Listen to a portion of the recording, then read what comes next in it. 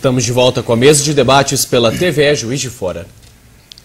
Assim como o nosso corpo, o cérebro precisa de manutenção e treinamento. Neurocientistas conseguiram comprovar que estimular o cérebro com atividades novas e desafiadoras aumenta a nossa capacidade de aprender e o nosso desempenho profissional. E para falar sobre o assunto, a gente conversa com o administrador e trainer em programação neurolinguística, Rogério Pasqualino. Pasqualino, a gente terminou o último bloco falando de educação, e educar o cérebro também é uma forma de ter aí a mente saudável por bastante tempo, né? Com certeza não. Além de ser uma forma, é a melhor forma. Eu vou fazer um parênteses, agradecer a questão do professor levantou aqui da educação. Quando eu procuro os gestores públicos, eles sim querem melhorar. Porém, no Brasil, a gente ainda não consegue muito método que consiga isso de uma forma muito eficaz. Daí toda a dificuldade do setor educacional que a gente vai conversar agora. Sim, o cérebro, quanto mais utilizado ele for, mais saudável ele vai ficar. O que acontece, o que eu gosto muito de fazer uma metáfora, é como se as nossas redes neuronais fossem mais ou menos um pasto. Quando a gente percebe que aquele boi passa todo dia naquele mesmo caminho, aquele caminho vai ficando de uma forma muito mais clara, enquanto o restante do pasto ainda vai permanecendo intacto. O que acontece com o nosso cérebro é exatamente a mesma coisa. Quanto mais eu faço a mesma coisa, do mesmo modo, utilizando os mesmos caminhos e obtendo os mesmos resultados, eu caio na rotina. E aí o que a gente propõe é uma inversão dessa rotina, é você fazer as coisas que você faz de um modo diferente. Quando nós percebemos que o cérebro precisa de novidade, variedade e desafio crescente, e na verdade é isso que o videogame proporciona para todo mundo que joga, e aí tem toda uma dificuldade de tirar a criança do videogame, é isso que o método proporciona. Existe toda uma série de jogos pedagógicos, todos eles com o objetivo final de aumentar a quantidade e a qualidade dessas sinapses mentais para que a pessoa tenha uma reserva cognitiva muito maior. E aí, quando a doença degenerativa vier, eu não estou falando aqui de cura, senão seria uma outra história, economicamente falando. Eu estou falando de postergação. Nós percebemos que a gente usa muito o Japão como exemplo, porque realmente é um exemplo.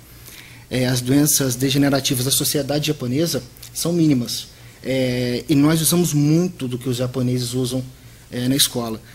Começamos com o ábaco, que é uma ferramenta para desenvolver a disciplina, a concentração e a velocidade de raciocínio.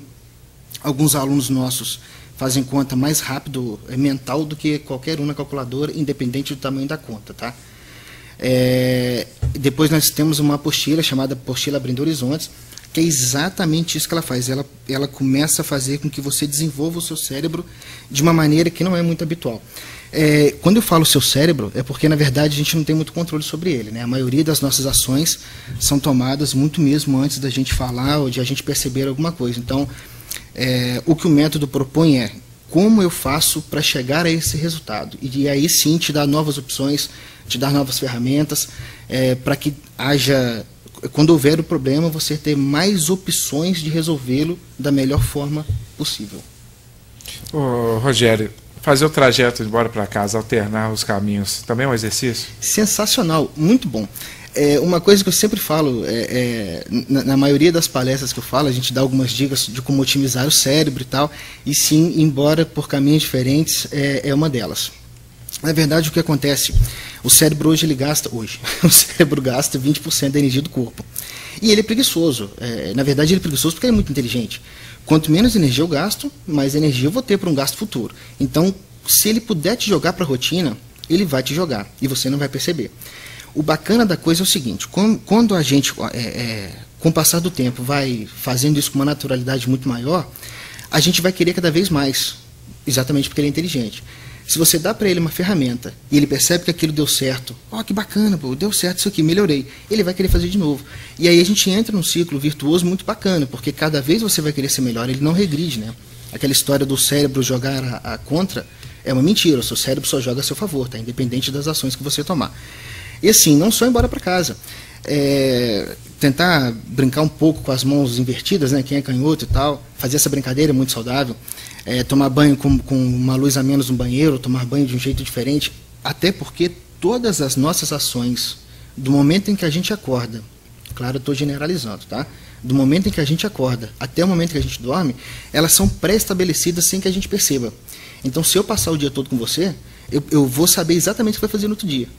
Tá? É muito impressionante. O seu padrão, o nosso padrão, ele é único. Ele é repetitivo. Ele é repetitivo o tempo todo. Então, assim, se eu conseguir te dar mais ferramentas, e ele vai entender isso muito rápido, você vai ter, sim, possibilidades maiores de resolver problemas. E são coisas simples. Por exemplo, a questão de 2 semanas atrás, eu tive uma visita de um neurocientista na minha unidade, e aí a gente ficou discutindo essa questão de interhemisferalização, que é fazer a interação entre o lado esquerdo e o lado direito, e a ciência não comprova essa diferença que há entre o lado direito ser ou não mais ou menos criativo, mais lógico e tal.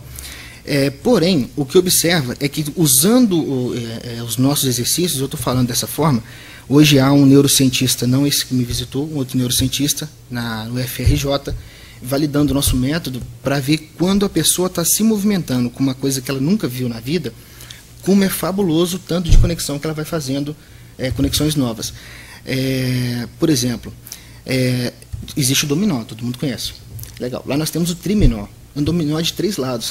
É isso mesmo, é um troço totalmente diferente, mas funciona de uma forma muito absurda. A pessoa olha aquilo, o que é e tal. Só isso já vai crescendo muitas essas novas redes neuronais. E a partir dos 27 anos, não é que fez 27 hoje, vai começar amanhã, mas a partir de ao longo dos 27 anos, a gente vai perdendo um pouco dessas conexões, dessas sinapses. Vai perdendo, mas elas não morrem. É como se elas se apagassem. Bom, então, bacana. Como é que eu faço para renovar isso? Fazendo todos esses exercícios. Eu comentei do Abaco aqui, o Sudoku também, o japonês usa muito, o Kakuro. São várias ferramentas, ao todo são 68 ferramentas pedagógicas, todas elas voltadas com o objetivo de criar novas conexões neuronais a todo tempo, o desenvolvimento do ser humano. Não trabalho com conteúdo lá, a gente trabalha com as 9 inteligências de Gardner, né? Cada um tem uma inteligência diferenciada. E aí dentro disso tudo, o desenvolvimento, a gente acredita que ele seja pleno, não só em uma matéria, ou não vai trabalhar isso, também na faixa etária não, tá? E apresentar algo novo ao cérebro também pode criar alguma repulsa? Já porque é novo e não está acostumado com isso, pode gerar uma repulsa ou não? Não. Existe um campo localizado atrás do cérebro que ele é responsável pelos conceitos que nós temos em relação a tudo. E não consigo identificar nesse momento, nunca ouvi falar em todo esse meu estudo que tenha repulsa, não. O que pode acontecer é o seguinte: mas eu não vou conseguir fazer isso porque isso é difícil. Olha que interessante, seu cérebro vai te dar aquilo que você permitir. Então, quando você afirma para ele, não vou conseguir, você acabou de dar ordem para ele não vai conseguir mesmo. Tá? E aí a gente precisa fazer todo um trabalho, porque geralmente essa crença não é da pessoa, a gente faz um trabalho para perceber de quem que é aquela crença. Na verdade, as nossas crenças, a maioria não são nossas, por incrível que pareça. E aí a gente trabalhando essa crença, a gente consegue fazer com que ele faça aquilo. Isso eu tenho a todo momento. Não, mas eu não vou conseguir fazer, é muito difícil, não sei o que. Não é muito difícil. Vamos brincar, a gente vai trazendo a pessoa para um outro lado, para ela perceber que não é difícil, vai. Na verdade, o cérebro adora o que é diferente. Pelo menos eu não conheço até hoje uma pessoa que não gosta de viajar, de ver coisas diferentes. A televisão, gente, oferece coisa pra gente nova toda hora. Pode passar o dia inteiro, que é sempre a coisa nova. Então, esse movimento, o cérebro gosta muito, ele gosta de ser alimentado. Deixa eu te fazer um comentário. Acho que nós estamos falando aqui de estímulos, né? Sim. Estímulos e conforto. Sim. Quer dizer, quem está na zona de conforto não quer ter estímulo, e o cérebro, aos poucos, vai acostumando. Eu percebo que a geração Y, os jovens, eles respondem com mais intensidade a estímulos do que a minha geração. Talvez porque a minha geração, a nossa geração, se você me permite, a gente tenha tido uma outra situação, mais carência, então nós lutamos o tempo todo para ter uma estabilidade. E já os nossos filhos, eles falam com clareza que não querem ficar em determinado emprego. Aliás, eles não pensam em aposentar naquela empresa, porque eles querem permanentemente estímulos. Você acha que, é uma questão, assim, uma pergunta até talvez difícil de responder, mas você acha que no futuro eles talvez tenham menos problemas relacionados vamos dizer, a velhice mental do que a nossa geração está tendo? Com certeza, os números comprovam isso, né? Hoje em Juiz de Fora, por exemplo, nós temos 70 mil pessoas acima de 55 anos de idade. Você volta no tempo, esse número era 45, um pouco menos de 50. E sim, tem a ver. Quanto mais você exercita o seu cérebro, a sua longevidade ela é maior. O que acontece em relação ao estímulo é que, na verdade, quando a gente fala de geração, né, eu fui ver o meu primeiro computador, eu tinha 15 anos de idade, né, primeiro videocassete e tal. Então a gente não tinha muita opção na época e a gente brincava com o que tinha. E tinha toda uma questão de criatividade, proatividade, uma série de coisas que hoje a gente luta para que eles tenham. O estímulo para eles é constante, né? São várias propagandas, são várias situações que sim, eles gostam muito desse estímulo. Uhum. No próximo bloco continuamos a falar sobre a ginástica cerebral, a gente volta já.